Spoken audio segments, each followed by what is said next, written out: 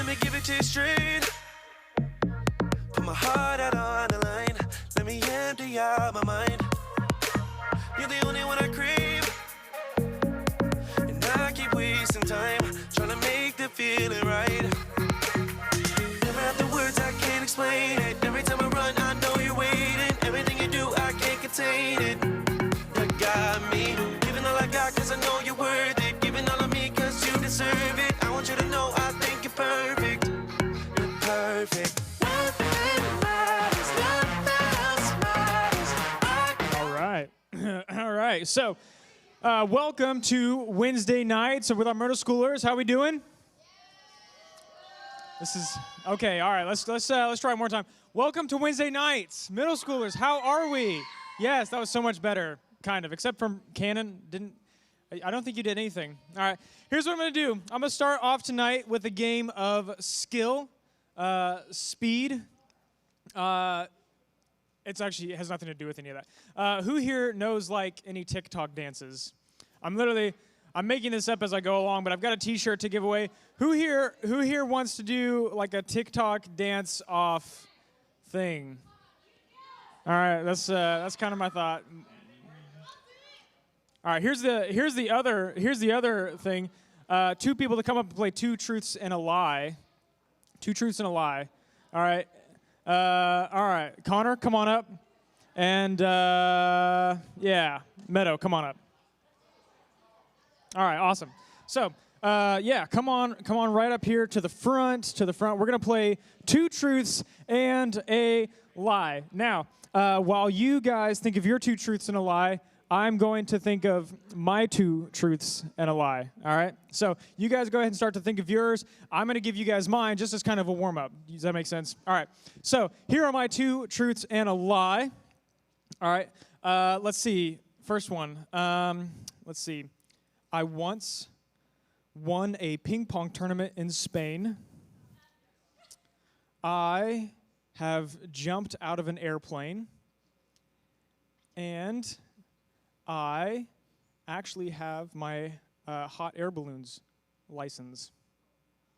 So, those are my two truths and a lie. Those are my truths and a lie. So here's what I'm gonna do is I'm gonna go back over those again, and I'm gonna hear just cheer if you think it's the lie. Okay? Who here thinks that I never won a ping pong tournament in Spain? Everyone thinks I won a ping pong tournament in Spain. You guys are amazing. Wow, I'm really good at ping pong. Okay, all right. All right, second one. Who thinks that I've never jumped out of an airplane? All right, a few of you. All right. Who here thinks that I don't have a hot air balloon license? Wow, a lot of votes. All right, well, I'll tell you what. If you thought that I had never won a ping pong tournament in Spain, you were wrong. I have won one. Little story to go along with that, though. My family was in Spain, just renewing our visas. We were overseas at the time. There was a ping pong tournament at the hotel that we were staying at. My little brother and I signed up, super excited for this ping pong tournament. I was like in middle school. And we showed up and she says, sorry, we're having a ping pong tournament. We're like, we know, we're the ones here for it. Turns out we were the only ones that signed up. So I crushed my little brother in ping pong and took home an international ping pong tournament prize. So that's that. I have jumped out of an airplane. It was on the ground. And I've actually never even ridden in a hot air balloon at all. So those are my two truths and lies. So let's see. Meadow, come on over here. Meadow, come on over. Connor, come on over. Which one of you wants to go first? All right. And you guys don't get to decide. These people get to decide. All right. So, all right, Meadow. Connor's the gentleman. He says you can go first. What are your two truths and a lie?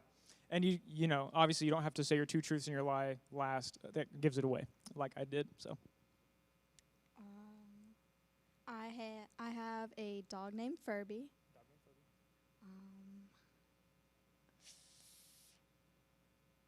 I don't know. I am in 7th grade. And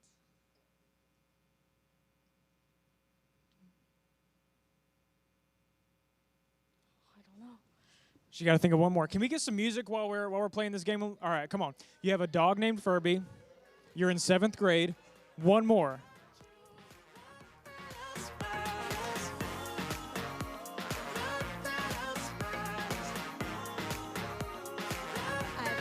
iPhone 11. All right, so she has a dog named Furby. She's in 7th grade, and she has an iPhone 11. This is going to be something dumb like you have an iPhone 11 Plus. All right. So, all right, Connor, 2 truths and a lie. Are you ready with them? All right, go for it. I've played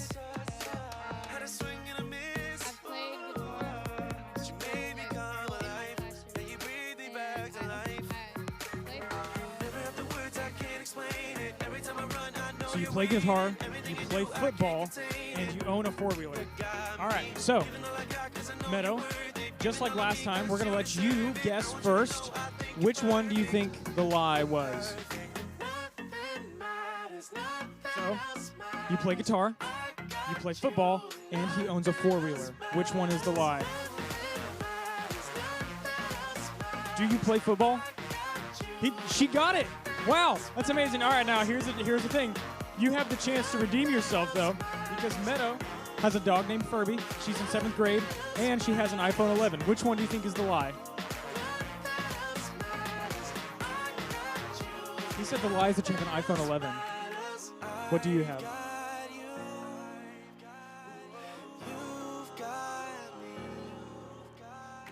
Oh, wait, how'd you mess up?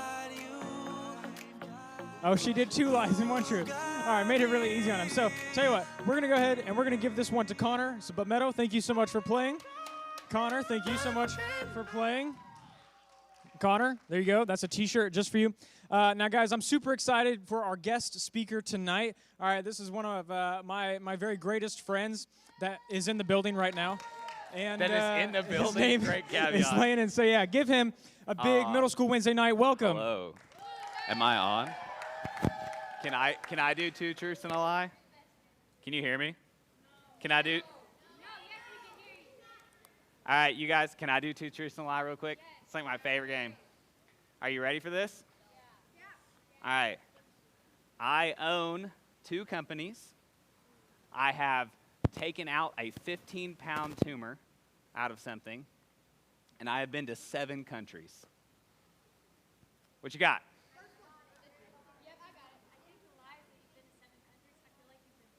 You think I've been to more? That's wise. I do missions here. What do you think? You don't think I've got 2 companies? Anyone else? Shouldn't everyone think that, right?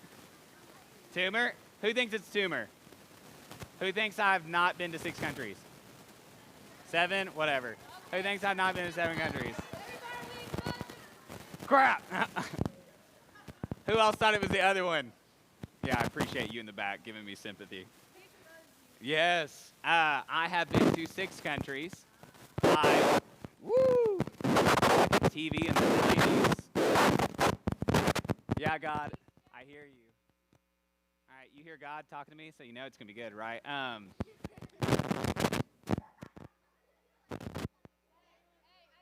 Hello. Yeah, you got it?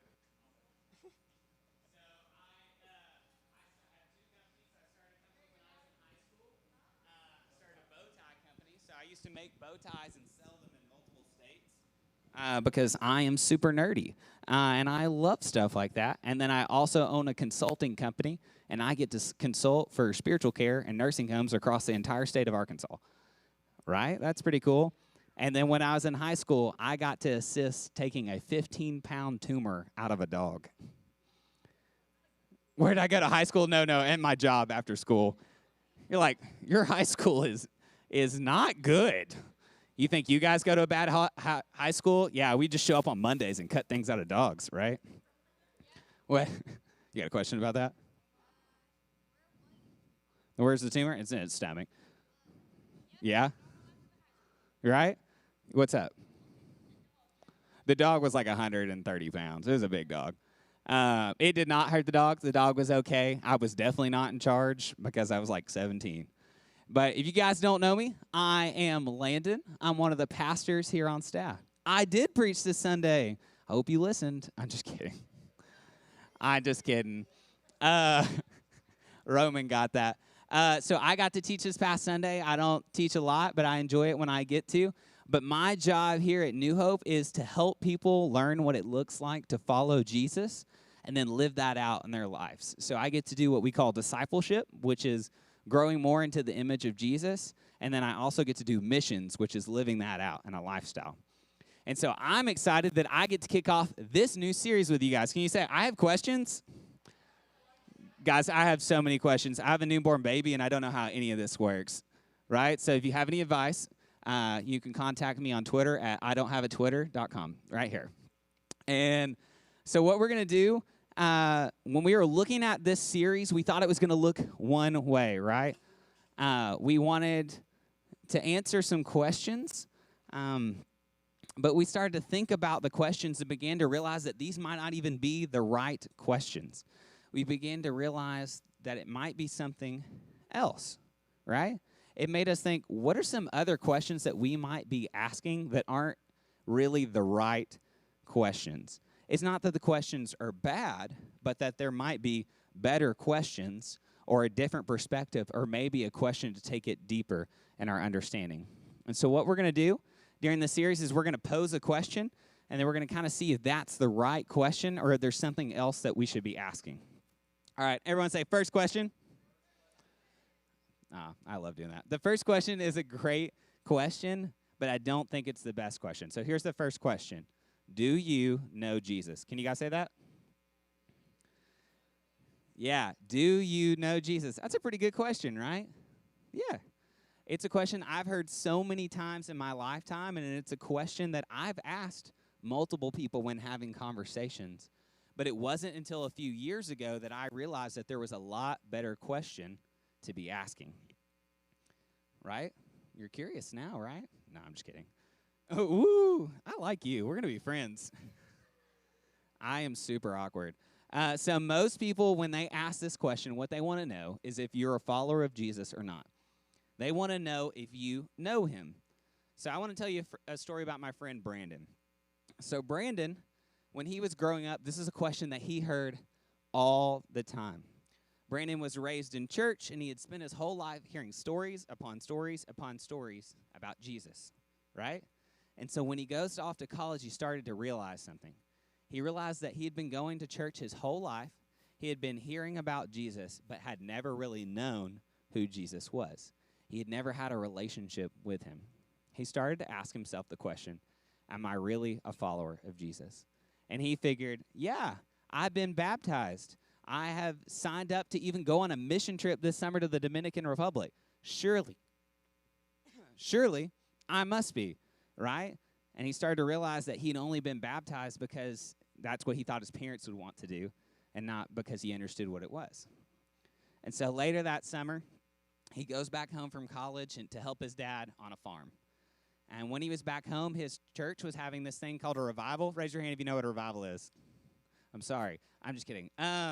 So revivals are things that churches used to do, and so they would bring in a guest speaker, and then they would challenge the church to get back on track to their true purpose. And so this man comes in, and he starts preaching all week long, and God was working on my friend Brandon. My friend Brandon was actually my first boss and is a pastor in Arkansas now.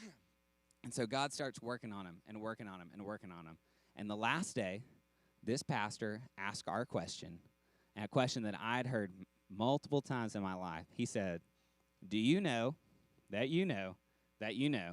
you died tonight, that you would go to heaven? It's a question that people used to ask all the time. But what he's really trying to say is, are you sure that you know who Jesus is? So this guy began to talk about something, we're going to talk about it a little bit, that began to change my friend's life for forever. He realized that he knew Jesus, but he didn't truly know Jesus. And I share this with you because what my friend learned that night and what I learned several years ago is so important for each and every one of us today. He realized that there was a difference between knowing Jesus and truly knowing Jesus. See, my friend realized that there are two different types of knowledge. Once he realized that, his life changed for forever. But before we get in that, my Bible nerd wants to ask you a question. How many of you guys know what language the New Testament was written in? Yeah, just screaming at me. Good stuff. That's right. Props to Eric, right? Or your parents. So the Bible is written in Greek. I assume none of you speak Greek, right? None? That'd have been pretty cool. But even if you did speak Greek, it wouldn't be the same as biblical Greek. And so here's the deal. Sometimes it's hard for us to fully understand what the Bible says in English. And it's not that we have gotten like a bad deal or a bad side of things or that we're missing things. It's just that we don't always get a full understanding because we don't have a word that completely matches. Or maybe there are multiple Greek words that translate into one word in the English because it's easier for us to understand. So the most common way that you guys probably hear this talked about is the word love. And so in Greek, there are several different ways or words for love, and they each mean different things. But we all translate it into the same word, love, in English. For example, I love French fries. I love my wife. If they're at the same level, my wife is not happy, right? Why? Why would your wife not be happy? Those are some good French fries. They must not be Chick-fil-A French fries, right? Shout out to Noah. But see, the same thing happens with the Greek word no as it does with love. So what are these two? All right, so there's two main types of knowledge. Can you guys say oida? Oh, isn't that weird? Say oida. Now say gnosko. Yeah, oida is the first type of knowledge. This is a knowledge from facts. Can you guys say factual knowledge? Yeah, and gnosko is the other type of knowledge, and this is knowledge based on experience. Can you guys say experience? Yeah, so this is a deeper level of knowledge. You know about it because you've done it or you've gone through it. When gnosko is used in the Bible, it usually has something to do with a relationship. So I gnosko my wife. I know her because we have a relationship that's been built over years. This is different from I know Chris Evans. Like, I know a lot of facts about Chris Evans. Like, I know he plays Captain America. I can quote way too many lines that he can say, right? And I might even have a shield at my house, but that's not important, right? I'm super nerdy. I love it. But I don't truly know him, not the gnosko way. I only have facts about Chris Evans and not a relationship.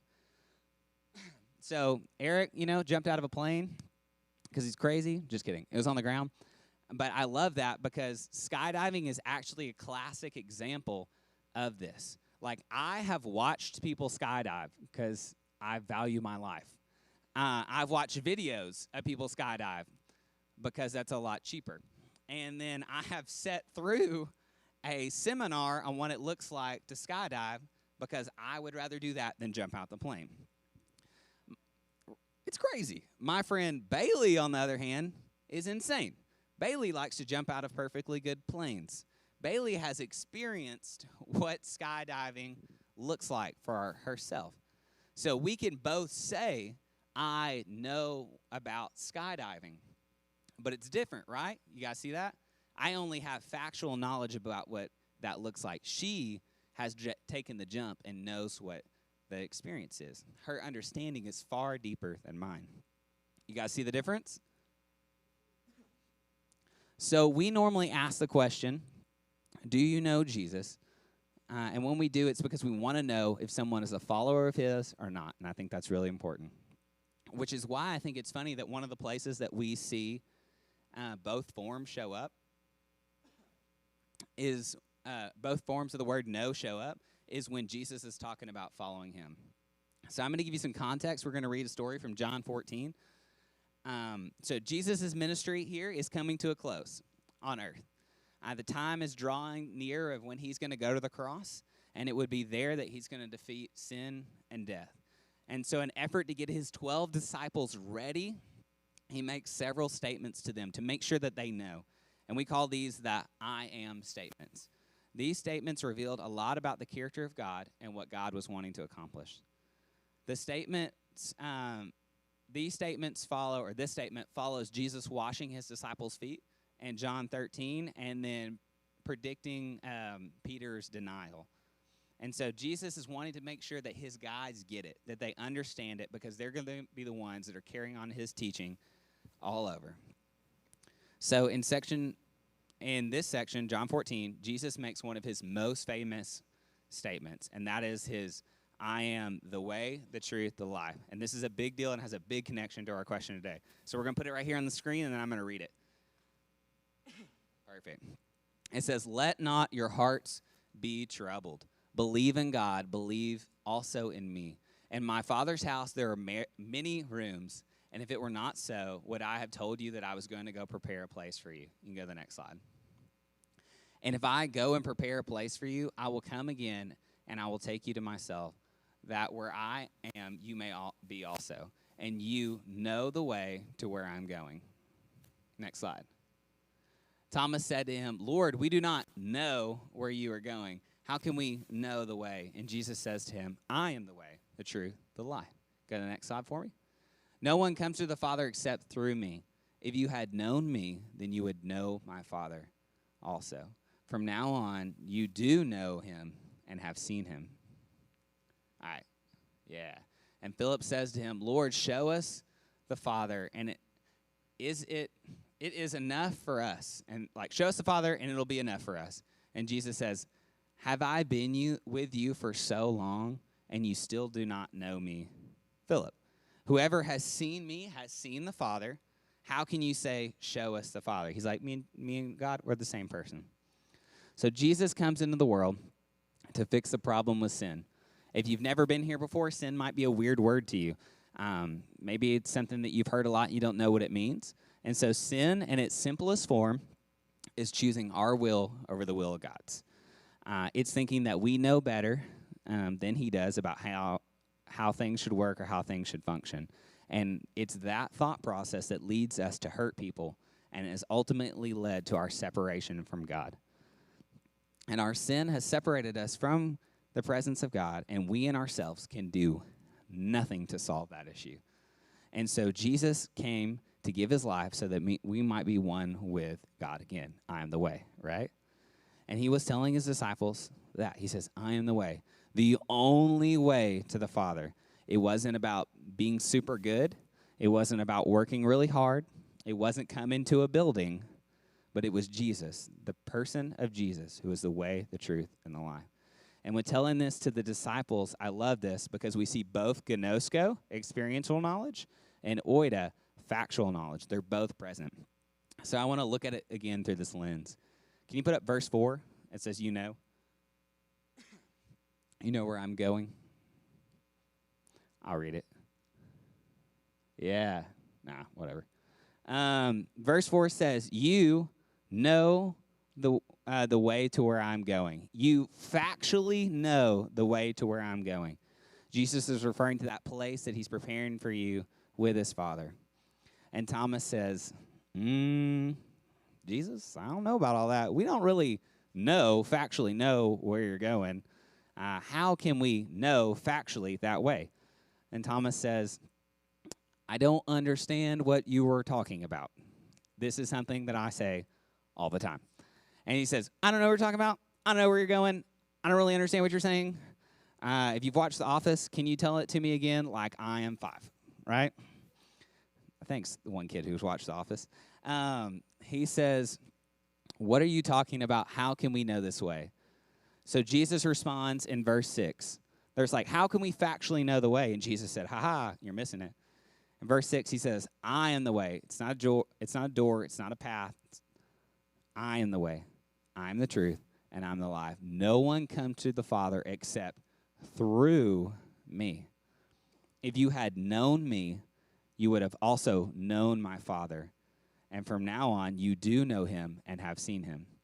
Jesus responds that the only way to heal what we broke, caused by our sin, is to know Jesus.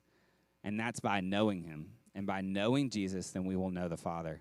And every use of the word know, so know right here, K-N-O-W, yeah. And verse 6 is gnosko. It says the only way through the Father, and the through is connected to the word know there. In the Greek it says, is that you had known me, that you have a relationship with me, that you experience it. That the only way through Jesus is a relationship with me, or to God, is a relationship with me, Jesus, that is deeper than just factual knowledge. It's more than just knowing that Jesus exists. It's more than just knowing a lot of facts about Jesus or having a few Bible verses memorized. You can be surrounded by Jesus and still not get it. And you see that in Philip's statement. It is about knowing Jesus personally. It's about having a love relationship with him. And only through that love relationship with Jesus can you be reconciled to the Father. And so a lot of you in this room probably have a lot of factual knowledge about Jesus, right? If you've been here more than once, then you probably know a thing or two about him. But there are some of you in this room that have never had a gnosko knowledge of Jesus, which means that you have never really experienced him. You've never had a relationship with him. It's just facts. You might know all the Bible stories, all the information and the solution, but you've never really experienced Jesus. Just like skydiving and me, you might know all the stuff, but you've never taken the jump out of the plane. You've never said, Jesus, I'm yours. And when you truly know Jesus, when you truly say that, when you really have a relationship with Jesus, it changes everything. Because you're not going to be swayed by the wind, because you're going to be rooted in a knowledge that's based on an experience on who Jesus is, who is the way, the only truth, and the life. And so let me let you in on a little secret. A relationship has to be two-sided for it to be a relationship. If you like a girl in your grade and you are just watching her from afar, that is stalking. That is not relationship, right? If my wife and I, we never talk or anything, that is not a marriage. That is not a relationship. Those are two people living in the same house, right? And so both entities, for it to be a relationship, have to be doing their part for it to be considered a relationship. And let me let you in on another little secret. God is always doing his part. So our question tonight is, do you know Jesus? And that's a good question. And here's the thing. Before you leave tonight, I want you to ask yourself that question. Do you know Jesus? Like, do you truly know him? Have you experienced a love relationship with him? Because a love relationship with Jesus is the only way to save you from your sin. There is nothing else. But because we know a relationship is more than just one person, I want to add another question. I don't think the question, do you know Jesus, is enough. Here's the follow-up question. Does Jesus know you? If you remember earlier, I talked about Captain America because I'm a nerd and I love that. And I told you the guys that I know a lot of facts. I know a lot of quotes from his movie. I have a shield, all that stuff. But I hate to say it. If you asked Captain America, Chris Evans, what he thought about me, you know what he'd say? Nothing, because he has no idea I exist. This is because we don't have a relationship. If I showed up to a movie release and was like, oh, yeah, let me in on that red carpet, and they're like, why are you here? I'm like, I know Chris Evans. They're like, yeah? I'm like, yep. He was in this movie, this movie, this movie. He tried to be the flame guy from the Fantastic Four, but that didn't work. And they were like, but do you know him? I say, no. And they say, get out of here. Like, what the heck do you think you're doing here? You don't belong here, right? That's because all I have is a bunch of facts about Chris Evans. Like, I don't have a relationship with him. And the cool thing about it is we see the same thing happen in the Bible in Matthew 7. So if you'll put up Matthew 7, 21 through 23. This passage, like, I heard it for the first time when I was your age, and it, like, for me, it clicked. It says, not everyone who says to me, Lord, Lord, will enter the kingdom of heaven, but the one who does the will of my Father who is in heaven. On that day, many will say to me, Lord, Lord, did we not prophesy in your name? Did we not cast out demons in your name? Do we not do many mighty works in your name? And then I declare to them, I never knew you. Depart from me, you workers of lawlessness. The people were saying to Jesus this time, he goes, they're like, God, I did all this stuff in your name. I used your name a lot. I posted about it on social media. I wore a T-shirt with your name on it. I went to camp. Jesus' response was, but I never knew you. I never gnoskoed you. We never had a relationship. We have no experiences together. You just have a bunch of factual knowledge. He says, I know you because I created you in my own image. But other than that, we really don't know each other. Then he says, depart from me. In other words, you can't come where I'm going. He goes, I gave you all the choices. I gave you so many chances to have a relationship, and you chose all these other things. And so tonight, we've got 2 questions. And those are, do you know Jesus? Right? And does Jesus know you? But they both boil down to one common thing. Do you have a relationship with Jesus? Does Jesus know who you are, or do you just know a bunch of facts about him? Are you a fan, as some people say, of Jesus and not a follower? Like I'm a fan of Chris Evans. So your answer will either be in one or 2 boats. You'll be in boat 1, which is the yes, and that means that you already have a relationship with Jesus. If that's the case, that is awesome. That means that you're already spending time with Jesus on a deeper level than just facts. You're experiencing him, right? And that's great. And we want to celebrate that with you. And we also want to help you grow deeper. So if that's you, there is a great time, Sunday mornings or small group time, right? That you can come on a small Sunday morning and we will teach you on how to grow deeper in that relationship with Jesus, to see what that looks like, to learn how much he loves you. And you guys, once you read the things that he says about you in Scripture, it's going to change your life forever. I know it changed mine. So if that's you, your action step, join a small group, and then what? Then tell other people about the relationship that you're experiencing so that they can grow deeper as well. But the rest of you, if that's not you, then you're in this other boat. And that means that you don't have a personal relationship with Jesus. That you might know a bunch of facts about him, but have never taken that jump and started a relationship with him. For some of you, this might be the first time that you're hearing about this Jesus guy who apparently gave his life for you. And that's awesome because he's really cool and he's changed my life forever. And I would love, and any of these other leaders would love to continue to talk to you about that. Right? But here's the question, and it's simple. Does Jesus know you? If your answer is no, then what are you going to do about it? There is no better time to start a relationship or to ask questions than right now.